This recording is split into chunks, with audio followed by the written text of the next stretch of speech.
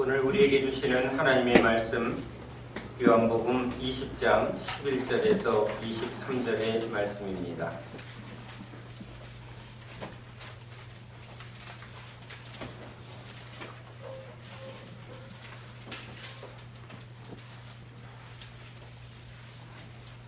하나님의 말씀을 다 같이 함께 읽습니다.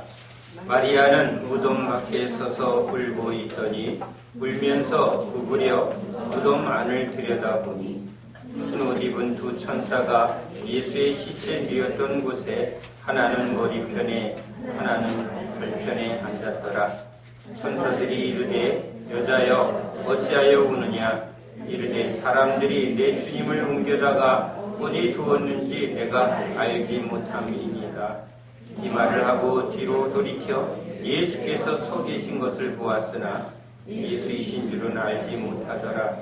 예수께서 이르시되 여자여 어찌하여 울며 누구를 찾느냐 하시니 마리아는 그가 동산지기인 줄 알고 이르되 주여 당신이 옮겼거든 어디 두었는지 내게 이르소서. 그리하면 내가 가져가리이다. 예수께서 마리아야 하시거늘 마리아가 돌이켜 히브리 말로 라보니 하니 이는 선생님이라는 말이라. 예수께서 이르시되 나를 붙들지 말라. 내가 아직 아버지께 올라가지 아니하였노라. 너는 내 형제들에게 가서 이르되 내가 내 아버지 곧 너희 아버지 내 하나님 곧 너희 하나님께로 올라간다 하시니 막달라 마리아가 가서 제자들에게 내가 주를 보았다 하고 또 주께서 자기에게 이렇게 말씀하셨다 이르니라. 이날 곧 안식 후 첫날 저녁 때에 제자들이 유대인들을 두려워하여 모인 곳에 문들을 닫았더니 예수께서 오사 가운데 서서 이르시되 너희에게 평강이 있을지어다. 이 말씀을 하시고 손과 옆구리를 보이시니 제자들이 주를 보고 기뻐하더라. 예수께서 또 이르시되 너희에게 평강이 있을지어다. 아버지께서 나를 보내신 것 같이 나도 너희를 보내노라. 이 말씀을 하시고 그들을 향하사 숨을 내쉬며 이르시되 성령을 받으라. 너희가 누구의 죄든지 사하면 사하여질 것이요 누구의 죄든지 그대로 두면 그대로 있으리라 하시니라. 아멘. 할렐루야. 하나님이 인간을 홀로 있는 것이 독처하는 것이 하나님 보시기에 아름답지 못해서 돕는 배필 즉 아담과 하와를 이제 부부로 한 몸으로 창조하셨습니다. 인간은 스스로 혼자서 살 수 없는 존재입니다. 늘 누군가의 도움을 받아야 되고 또 누군가의 관계를 통해서 살아가는 존재입니다. 누구와 함께 하는가, 그가 누구인가를 보려면 그가 누구와 함께 하는가를 보면 압니다. 베드로 늘 그물을 던지는 어부이지만 이 고기 잡는 일은 혼자서 할 수 없는 일입니다. 고기가 많이 잡힐 때 옆에서 같이 그 그물을 들어주는 동역자요 친구들이 있어야 합니다. 거친 바람을 헤치고 나가려면 또 같이 노를 젓고 그렇게 함께하는 그 친구, 동역자 또는 아버지, 형제들이 그의 인생에 항상 함께하는 사람입니다. 우리도 그런 가족이 우리와 함께합니다.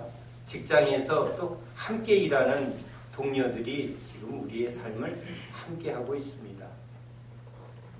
이렇게 우리는 함께하는 사람들과 서로 관계를 맺으며 나누며 즐거워하며 또 그것 때문에 힘들어하기도 하면서 살아가는 존재입니다.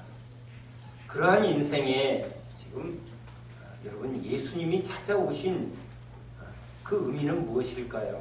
베드로의 인생에 지금 동역자들, 아버지 그리고 친구들과 함께 사는 인생에 지금 예수님이 찾아오셨습니다.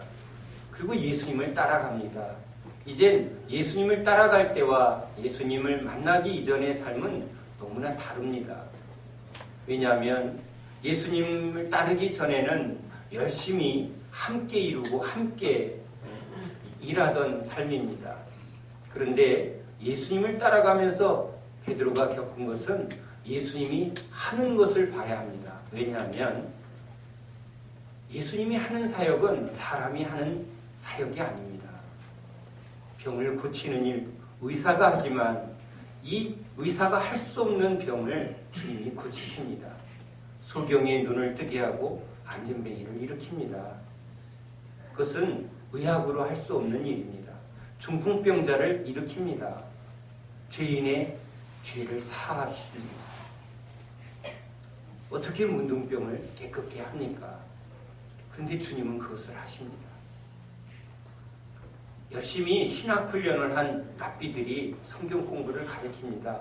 참 좋은 교훈, 좋은 가르침을 배웁니다. 그런데 예수님의 가르침은 그런 랍비들의 신학적인, 지식적인 차원과는 다릅니다. 영혼을 찌르고 그 영혼을 변화시키는 것은 하나님의 능력입니다. 귀신의 역사를 과연 어떻게 인간의 힘으로 분별하고 그것을 해결할 수 있습니까? 그러나 예수님이 오시면 인간 안에 숨겨져 있던 악한 영들이 드러나고 그 영들이 떠나갑니다. 예수님이 오시면 그 마음에 생수가 흐르는 일을 경험합니다. 그저 늘 퍽퍽하고 메마르고 뭔가 채워지지 않았던 그 심령에 예수님의 말씀을 들으면 말할 수 없는 기쁨이 묶였던 그 마음의 응어리가 풀어지는 일들을 경험합니다. 제자들은 그것을 봅니다. 아, 대단하다. 제자들이 얼마나 경외심으로 예수님을 보았을까.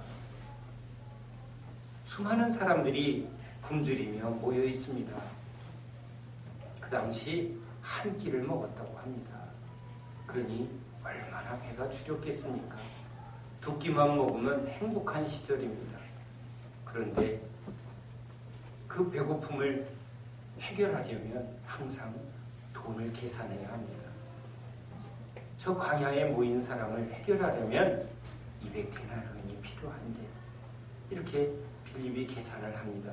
베드로가 옆에서 야, 넌 역시 머리가 좋구나. 난 지금 손 꼽다가 계산이 잘 안 되고 있는데 아마 그랬을 것입니다.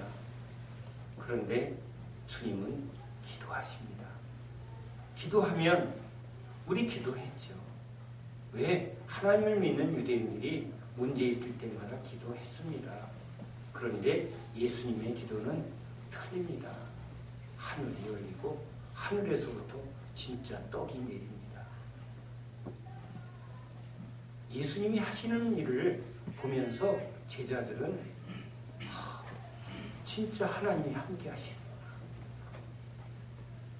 저 성전에서 제사장들을 통해서 하나님 앞에 기도하고 그 하나님이 뭔가 긍휼을 베풀어 주기를 간절히 바라는, 그래서 특별한 종들의 이야기, 종들에게 역사하시는 그런 특별한 하나님이 지금 눈앞에서 예수님의 삶 가운데는 매 순간 주님이 일하시는 것을 봅니다.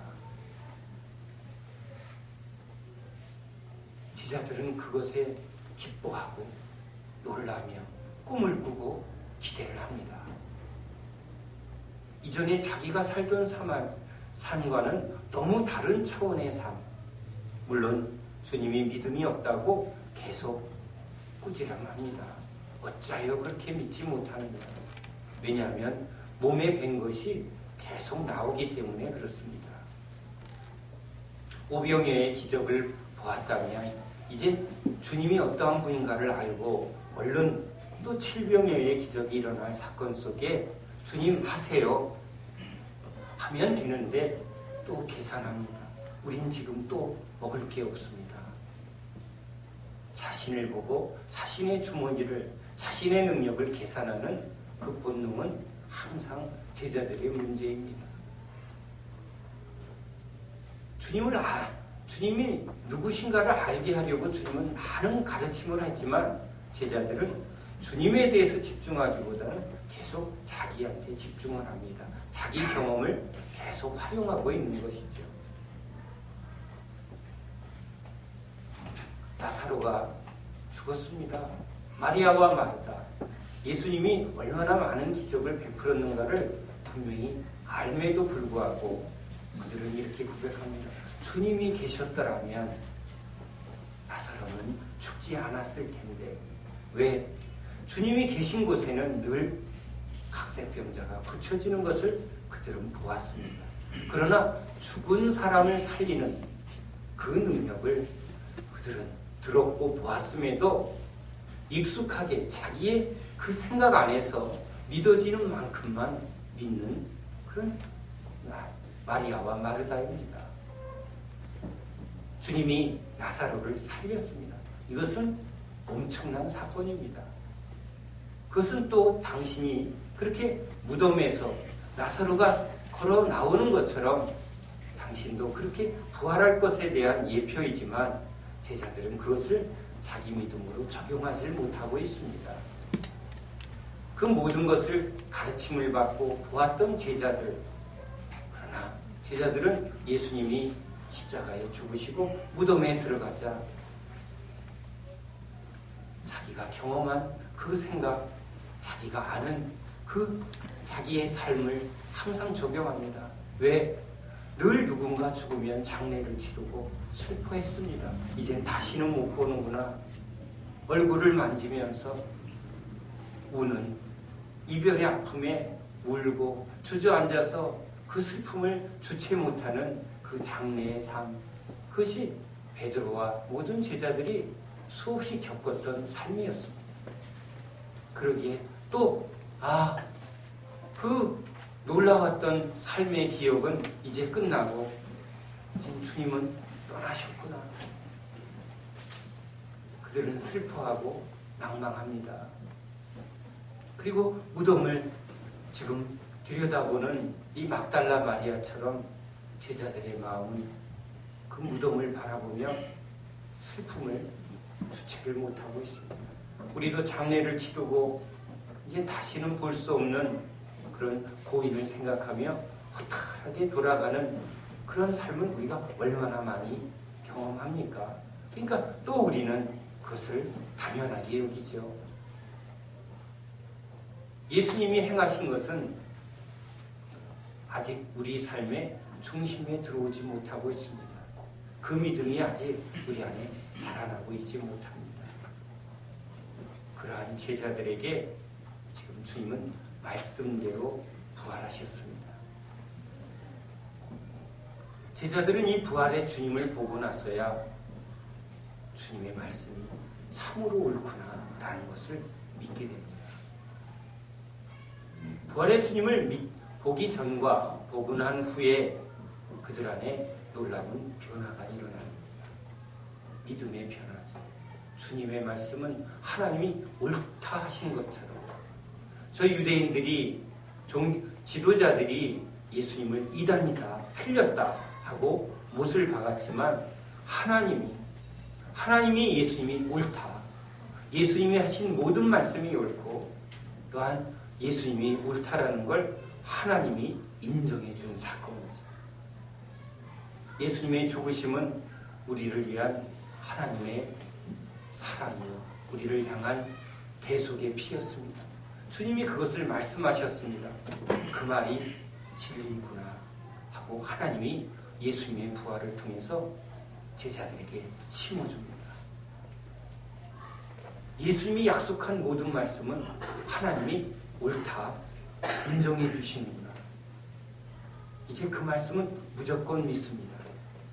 예수님이 나온 말씀은 무조건 믿습니다. 이 믿음을 주게 하시려 지금 예수님이 부활한 몸으로 제자들에게 나타납니다. 돌아가실 때의 몸과는 다른 몸을 입고 오셨습니다. 이미 육신은 썩어 흙으로 돌아가는 몸입니다. 주님이 지금 이 제자들에게 나타난 몸이 똑같지 않다라는 것을 성경은 계속 증거합니다. 못 알아봅니다. 그러나 주님이 말씀으로 그 심령을 열어주니까 엠마오로 가는 그 그 제자들에서도 제자들이 예수님을 보고도 못 알아봅니다. 막달라 마리아도 못 알아봅니다. 예수님이 그 육신에 가졌던 그 몸은 이제 흙으로 왔으니 흙으로 돌아가야 합니다.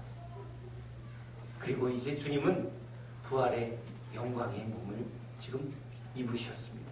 이것은 신령한 몸입니다. 문을 닫혀 있는데도 지금 그 문을 통과하는 참으로 설명하기 힘든 몸이죠. 그러나 이 몸은 또 제자들과 함께 떡과 고기를 먹을 수 있는 몸입니다.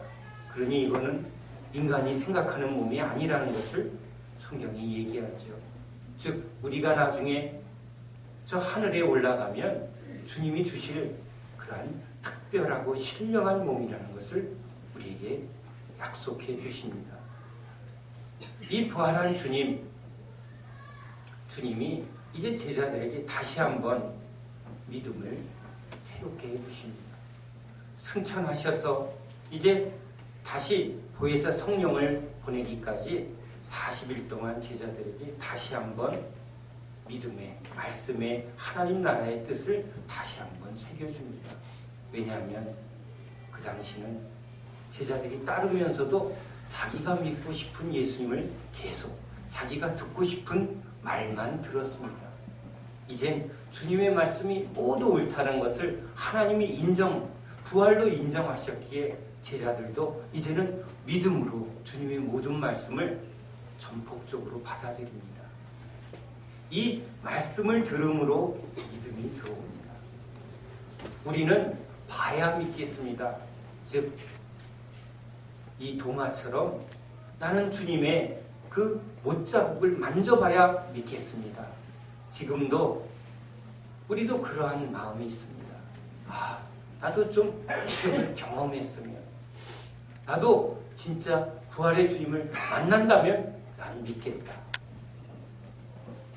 지금 예수님이 2000년 전에 제자들에게 처음 오셔서 하신 것처럼 그렇게 말씀하시면 여러분은 그 예수님을 따라가겠습니까? 그때도 지금도 똑같습니다. 다 버리고 따르는 자는 적고 그냥 구경꾼들이 많습니다. 필요한 자기의 필요를 따라 주님 앞에 나와서 병고침 받고 돌아가고 좋은 말씀이야 하고 은혜 받고 돌아갑니다. 그러나 주님을 따라가면서 진짜 주님이 하시는 일들을 계속 함께하는 것. 그런데 주님이 안 계시니까 제자들은 이전으로 돌아갑니다. 왜? 능력은 주님께 있는 것입니다. 믿음은 주님이 하신다입니다. 구원은 하나님이 하신다입니다. 능력은 하나님의 능력입니다. 인간은 하나님의 능력을 가질 수 없습니다. 인간은 인간일 뿐입니다. 그래서 제자들이 경험합니다. 주님이 함께 하시면 주님이 역사하셨고, 주님이 안 계시면 이들은 또 이전처럼 그물을 던지며 고기를 잡는 모습을 보여줍니다. 우리도 은혜 떨어지면 우린 똑같습니다. 그러나 은혜가 오면 하나님의 은혜가 우리를 변화시키죠. 베드로가 얘기합니다. 주님, 나도 사랑합니다. 주님, 나도 다른 사람은 다 도망가지만 나는 주님 죽을 수 있습니다. 그러나 그것은 본인의 결심일 뿐 본인 안에 없는 능력입니다. 우리는 주님의 사랑 같은 그런 사랑을 가질 수 없는 존재입니다. 인간의 사랑은 하나님의 사랑과는 비할 수가 없습니다. 인간의 지혜는 하나님의 지혜와 비할 수가 없습니다. 인간의 의는 서기관과 바리새의 의는 예수님의 의와는 비교할 수 없습니다. 인간이 성품이 아무리 좋아도 성령의 열매를 맺는 신의 성품과는 비할 수가 없습니다. 예수님이 오신 것은 인간의 노력으로 쌓는 인간의 최선이 아니라 하나님의 그 성품과 하나님의 능력과 하나님의 생명을 우리에게 주셔서 그 하나님의 나라에 들어가기 합당하게 만드시려는 거죠. 낙타가 바늘길을 통과할 수 있습니까? 못합니다. 하나님은 하십니다. 뽕나무 보고 바다에 신기루라 한번 심어보십시오. 나무 꽃꽂이 좋아하는 분들 한번 바다에 가서 꽃꽂이 한번 해보십시오. 심어집니까? 그러나 하나님은 하십니다. 하나님이 있으라 하면 있습니다. 마리아 보고 너 잉태해라 했더니 잉태가 됩니다. 소경에게 눈 떠라 하니까 눈이 떠집니다. 우리가 눈 떠라 하면 떠집니까? 그랬으면 좋겠습니다. 그런데 우리에겐 그 능력이 없습니다. 그것은 성령의 능력입니다. 예수님이 아버지의 말씀을 성령의 능력을 힘입어 말할 때 그 하나님의 능력으로 그런 하나님의 기적이 일어납니다. 하나님의 구원이 일어납니다. 구원은 하나님의 구원입니다. 인간의 구원은 돈으로 그리고 우리의 열심으로 해결하려는 것은 우리의 구원입니다. 그러나 참된 구원은 하나님의 구원인 줄 믿습니다. 그래서 예수님이 오셨습니다. 하나님의 사랑을, 하나님의 생명을, 하나님의 지혜를, 하나님의 진리를 우리에게 부어주시려고 주님이 우리에게 말씀하실 때 우리는 그 말씀 속에서 생명을 얻고 지혜를 얻고 능력을 맛볼 수 있는 것입니다. 그런데 그 주님이 아니 계시면 우리는 아무것도 아닙니다. 제자들은 주님과 함께할 때 주님의 능력을 보았고 주님이 안 계실 때 그들은 자신의 무능함을 봅니다. 사랑이 없음을 여전히 현실의 삶에 붙들려 있다는 것입니다. 우리는 고기가 많이 잡히면 좋아하는 어부와 같습니다. 그러나 이런 우리를 하나님의 나라와 하나님의 의를 위하여 살 수 있도록 바꾸시는 분은 주님이십니다. 우리는 우리식으로 사랑하는 존재입니다. 내 마음에 들면 사랑하고 내 마음에 들지 않으면 우리는 미워하는 존재입니다. 그러나 주님의 사랑은 항상 차별 없이 변함없는 사랑으로 주님을 사랑하시죠. 그 사랑이 우리에게 오신 것입니다. 주님이 부활하셔서 이제 승천하시면 하나님 아버지가 가진 모든 영광을 아들에게 아버지의 뜻을 온전하게 순종하셨으므로 아버지가 가진 모든 권세와 영광을 예수님께 다 드립니다. 아들은 아버지께 영광을, 아버지는 자신의 모든 것을 아들에게 줍니다. 영광의 주가 되십니다. 그래서 이제 아버지가 보내야 할 그 성령을 아들인 예수님이 이제 예수의 이름을 부르는 자에게, 예수를 따르는 자에게, 예수를 찾는 자에게 당신이 오셔야 되지만 당신이 육신을 입고 오시면 이제 그곳에서만 주님이 구원을 베풀 수 있습니다. 그러나 이제 주님이 승천하셔서 예수의 이름으로 두세 사람이 모인 곳에 주의 말씀을 붙들고 주님을 구하는 곳에 성령을 보내주십니다. 또한 종들을 택해서 종들에게 성령을 부어 성령이 말하게 하심을 따라 말을 하면 그 말씀은 예수님이 하신 것과 똑같이 가르치시고 고치시고 새롭게 하는 은혜를 주님이 하시는 것이죠. 사도들이 말합니다. 어찌하여 나를 보느냐? 이것은 주님이 하시는 것이다. 따라가며 주님이 하신 것을 보았던 것처럼 제자들은 지금 내 안에서 주님이 일하고 있습니다. 베드로가 내가 설교했습니다. 아닙니다. 성령이 말하게 하심을 따라 한 것입니다. 그럴 때 주님이 하신 것과 똑같은 일들이 일어납니다. 지금도 주님은 똑같은 방법으로 저에게 말씀을 주시고 깨닫게 하시고 성령으로 저에게 성령을 부어 성령으로 여러분에게 말씀을 전하게 할 때 그것은 주님이 제자들에게 말씀을 전하면서 깨닫게 하신 것과 똑같은 일을 주님이 하시는 것이죠. 구원은 주님이 하시는 겁니다. 목사가 하는 게 아니라 사람이 하는 게 아니라 주님이 하십니다. 하나님의 방법대로. 여러분이 제자들이 주님을 따라가면서 이렇게 믿음의 과정을 거칠 때, 믿음이 자라날 때 그 믿음에 따라 성령이 부어졌습니다. 제자들이 또 성령을 의지해서 하나님의 말씀을 전하니까 그 제자들을 따르는 사람들이 믿음이 자라납니다. 그 믿음이 찼을 때 또 성령이 부어지고 그 제자들은 또 그 성령을 의지해서 하나님의 말씀을 담대히 증거하고 예수의 이름으로 기도하면서 기적이 일어나고 귀신이 떠나가는 일은 주님이 하시는 일이죠. 성령이 하시는 일입니다. 그렇게 해서 또 복음이 세상으로 전파되는 것입니다. 지금도 여러분들을 주님이 부르셔서 종의 입술을 성령이 사용하셔 지금 주의 말씀을 증거합니다. 이젠 이전처럼 도마처럼 내가 부활의 주님을 만져봐야 믿겠다. 너는 만져봐야 믿겠느냐? 보지 않고 믿는 사람들, 즉 이 성경에 기록된 말씀을 믿는 자가 복이 있도다. 이 말씀이 진리임을 믿고 이 말씀을 증거하는 종의 입술을 통해서 성령이 역사할 때 그것을 사람의 말로 듣지 않고 하나님의 말씀을 들으면 하나님은 그 들음을 통해서 믿음을 주시고 그 믿음을 통해서 하나님이 성령을 부어줄 때 여러분은 이 제자들이 경험한 것과 똑같은 그런 놀라운 역사를 경험하는 거죠. 주님이 말씀하십니다. 저도 똑같은 과정을 겪습니다. 아내를 따라 교회에 옵니다. 졸다가 그냥 종교 생활합니다.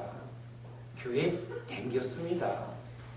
그런데 새벽에 하나님의 말씀이 꿀송이처럼 그렇게 들리기 시작하고 그 말씀을 들으면서 제 안에 믿음이 조금씩 생깁니다. 믿음은 들음에서 나는 거죠.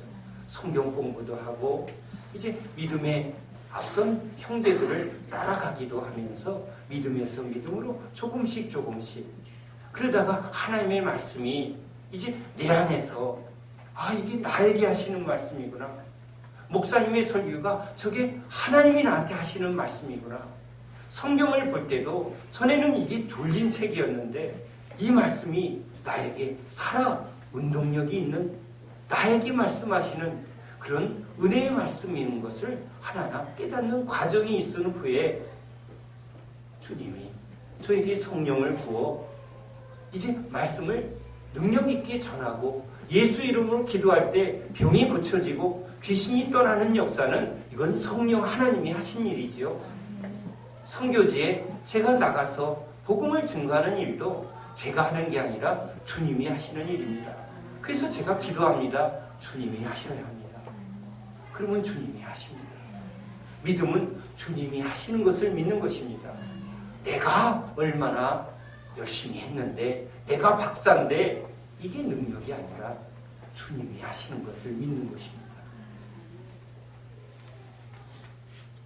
부활의 주님은 오늘도 예수의 이름으로 모인 이곳에 성령으로 임하십니다. 종의 입술을 통하여 성령이 여러분에게 지금 말씀하고 계시고 여러분이 간절한 마음으로 하나님의 말씀을 읽을 때 깨닫게 하시고 은혜 주시는 성령님이 그 사모함 가운데 마음을 만져주고 있음을 믿으시기 바랍니다. 믿음으로 주님이 이제 어느 곳에서나 예배드리는 이곳에서나 여러분의 직장에서나 가정에서나 예수의 이름으로 주님을 구하는 자에게 주님은 똑같이 가르쳐 주시고 은혜 주시고 깨닫게 해주시고 자라나게 하시는 그 주님이신 줄 믿으시기 바랍니다. 너희들도 가려느냐? 영생의 말씀이 여기 계시온데 우리가 어디로 갑니까? 베드로야, 너 계속 고기 잡는 일에 그걸 사랑할 거냐? 아닙니다. 주님 아시잖아요. 그래도 주님, 나 이제 주님 따라갈 겁니다. 우리도 이전에는 세상을 사랑하던 사람, 사람을 쫓던 사람이지만 이젠 한 걸음 한 걸음 주님을 사랑합니다. 주님을 조금씩 알고 믿고 따라갑니다. 제자들이 그 과정을 하나하나 거치면서 자라났고 변화됐고 또 주님의 손에 붙들려서 쓰임받은 것처럼 여러분도 주님의 말씀에 하나하나 자라나게 되고 변화되고 세워져서 또 주님이 여러분을 사용하게 될 줄 믿으시기 바랍니다. 주님이 일하십니다. 주님이 일하셔야만 합니다.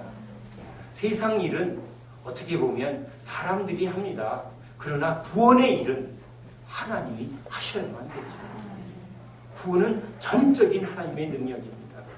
이 세상에 진짜 필요한 일이 뭡니까? 의사가 필요하고 법관이 필요하고 많은 행정이 필요하고 먹을 것이 필요하지만 우리 모든 인간에게 가장 절실하게 필요한 것 예수죠. 예수님의 구원이 필요합니다. 우리에게 이 묶인 사슬을 풀어주고 진리를 알게 하고 영생을 부어주시는 우리 예수님, 그 예수님이 우리와 함께하는 게 복음이죠. 제자들이 주님이 함께할 때는 늘 평안했습니다. 풍랑이 잔잔해지고 문제가 해결되어지는 것을 보며 제자들은 걱정이 없었습니다. 아무것도 없었으나 주님이 공급해 주는 것으로 살았습니다. 그런데 주님이 없으면 우린 빈주머니에 허탈함과 두려움을 벗어날 수 없습니다. 그래서 주님이 우리와 영원히 함께하려고, 주님이 어디 가시면 주님이 없는 동안에 우리는 이렇게 두려워할 수밖에 없습니다. 아이가 엄마가 없으면 우는 아이처럼 우리도 주님이 안 계시면 우리는 흙입니다. 아무것도 아닙니다. 두려워하는 게 정상입니다. 그러니까 주님이 이제 영원히 우리 안에 오셔서 우리와 함께 먹고 우리와 영원히 동행하시려고 주의 성령을 우리에게 부어주시려고 지금 보좌 우편에서 기도하고 계십니다. 예수의 이름으로 기도하라. 두세 사람이 모여서 너희들이 하나님의 말씀을 사모하고 나를 예배하고 하나님께 찬양을 드리면 내가 주의 성령으로 너희에게 은혜를 베풀고 함께하리라. 어느 곳에서나 주님을 찾는 자는 주님이 함께하심을 믿으시기 바랍니다. 그 주님으로 살고 싶어. 주님, 난 주님으로 살고 싶습니다. 오직 주님만을 붙들고 싶습니다. 난 주님만을 원합니다.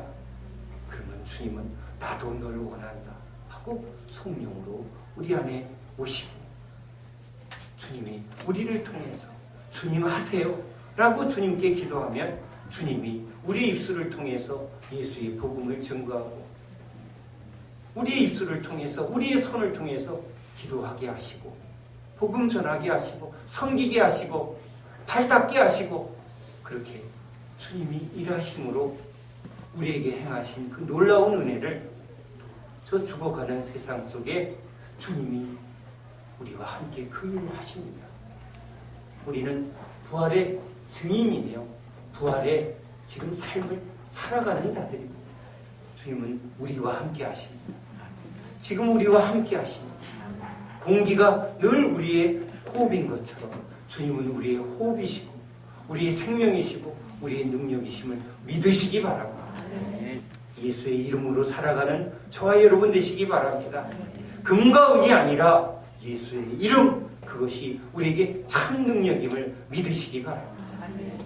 주의 평강이 영원히 우리와 함께 있을지어다.